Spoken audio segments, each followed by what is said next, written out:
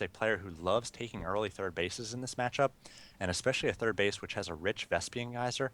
If he's able to continue that wall off and take that third base in the center of the map, really control the map position against Ostagy, I feel like he's got a great chance. Yeah, one thing I also want to note is that that third base almost really has four geysers. It's one rich Vespine and two standard. So that third base could be absolutely huge. We do know Rocker likes that macro style of play, as you mentioned, as Rocker spawning as the purple Protoss here at the 8 o'clock position. Ostagy spawning as the red Zerg. And I gotta believe that Rocker has a specific strategy or a specific setup in mind, and we'll see what Ostagy does in this matchup. Yeah, I'm not sure if he's got a map-specific strategy, like, a certain cheese or a certain timing, but I think he just likes this map for the fact that you're going to be able to get that third and defend it in the center. And one thing we actually didn't really talk about with the rich Vespian Geyser is it's going to be far away from your hatchery or nexus, much farther than the regular geyser. So I imagine you're going to want to put 4, maybe even 5 workers into it, so it's not going to be as much of a boost as we've seen rich Vespians on other maps, just because the distance there, it's sort of going to even out, but it's still another gas that you're able to mine. So it's almost like 3 gas, I would say, just because of the distance that it is from the hatchery or nexus. Yeah, I didn't take into account the distance, but even with that, it's you're able to. Well, you're gonna have maybe five. Yeah, I'm not gonna do the that's my calculations. best guess. Yeah, I think it's gonna be about 5, but even then, the return rate is gonna be about the same per probe. Right. So yeah, we'll call it a 3 gas and call you right in this instance. Yeah. All right, so let's go ahead and get into this game. Ostagy opening up with a pool first here. Still no signs of a hatchery. Looks like there is a hatchery trying to be set up now. A Nexus maybe coming in very, very quickly by Rocker. Yes, Rocker going in for a Nexus first. A little bit of a gutsy play here as the probe does warp in a pylon, and now it's going to get away. All Ostagy needs to do is train up 2 to 4 Zerglings and now just run away once more. Yeah, and you basically, your goal as Protoss is to force them to make lings before they're able to get down that hatchery. And the Zerg player wants to dance around, try to do enough damage to that probe to be able to take the hatchery. And Rocker pushing over here to the third is going to deny that hatchery as well. So now these lings going to come out, start working on the pylon, and now we've got wow, look, Ostagy going to take a macro hatch here. I think that's a brilliant move, especially if he goes for the same sort of style as last game, where he goes for those heavily upgraded lings, just a ton of drones off of 2 bases early going, and you're going to get a macro hatch there anyway. Yeah, so that macro hatch is going to be a little bit of a hurt on economy.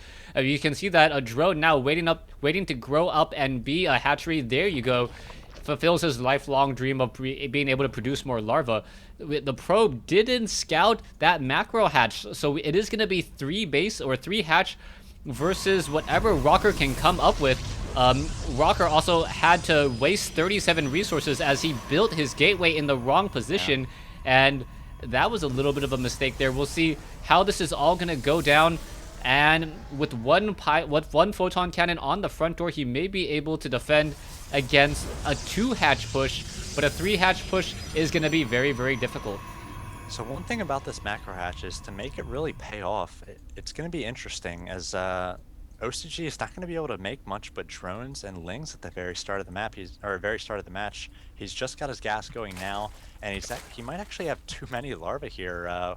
Since he does have queens out, and I imagine he's really good on on injects as well. But Rocker does scout that macro hatch, and I'm not sure where Ostagy's really going to be able to take advantage at the start. He's already up to 22 drones, so basically 1 round of drones off of each of these hatcheries is going to really saturate both of his bases here. So how he uses this macro hatch will be pretty interesting to see.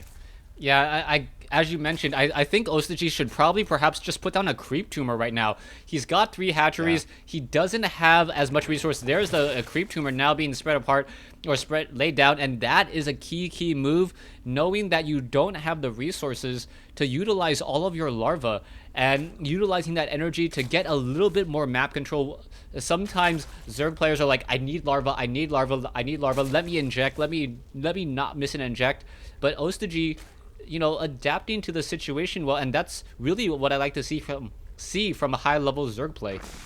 Yeah, definitely adapting. Sometimes say you're supply blocked and you can't create a ton of units. Injecting right then, maybe not the best opportunity or the best use of your energy, and that's another good time to place down a tumor. We do have a spine crawler coming out, sort of in a position to defend against Hellions, but Protoss does not have Hellions, thank God.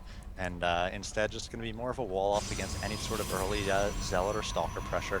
We do have Rocker coming across with an early Zealot, and he did start with the double gateway, so again, Zealot pressure definitely a possibility for him, though that timing is sort of past at this point, but Osterg needs to defend against it.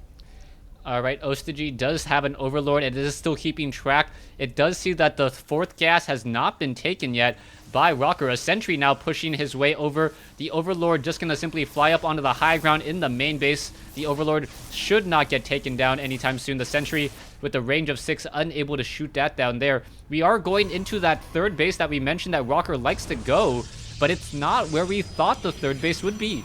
Yeah, I saw him placing that down, and I actually think that this is a better position for this early of a base. If you establish this base at this 8-minute 3rd nexus in the very center of the map, you're so close to the enemy, and you're not really having time to place that secondary wall up like we were talking about in that first game to protect yourself. So instead, he's got to create this wall up here. It'll still funnel units more towards his natural, where he doesn't have to take on much of a wall, as we've got a little bit of cute force field play going on here, as these Lings going to try to get a pylon. Another force field goes down. Rocker doing his best to micro here with just 2 sentries and a Zealot, and they should be able to clean up this remaining Ling force. Yeah, but losing 1 sentry there, the Zealot going to try to finish off another sentry, does get walled in, but sentries are making their way over. Sentry with 4 hit points left needs to really hide itself. Is it going to do a good job? No, it doesn't. There are going to be some more gateways that are currently unpowered, unable to do anything. Can't even upgrade to warp gates here. And wow, what is going on? A pylon will be warped in after all the Zealots get back here, and we need to see some photon cannons to really protect these gateways, as Zerglings are going to be trying to crash into this in just a moment. Yeah, there's a ton of Lings out on the field right now, 34, and they could run right into the natural. There's no wall off there. It's got a little bit of an opportunity to, for a run by. And now we see more pressure being put on the natural now. Here comes that run by perhaps. There are sentries here to force field away. A nice force field's going off, preventing those Lings from getting down into 3rd and forcing them to take on this Zealots, which are +1 Zealots. So they're just ripping apart those Lings. Osterg making a little bit of a mistake there, throwing away a lot of units and not getting a lot from it. Yeah, really, really bad play by Osterg, perhaps not knowing just the sheer production of Rocker. Rocker with 3 warp gates on the low ground, 2 on the high ground, now getting level 2 weapons upgrade. Twilight Council also researching Blink as well.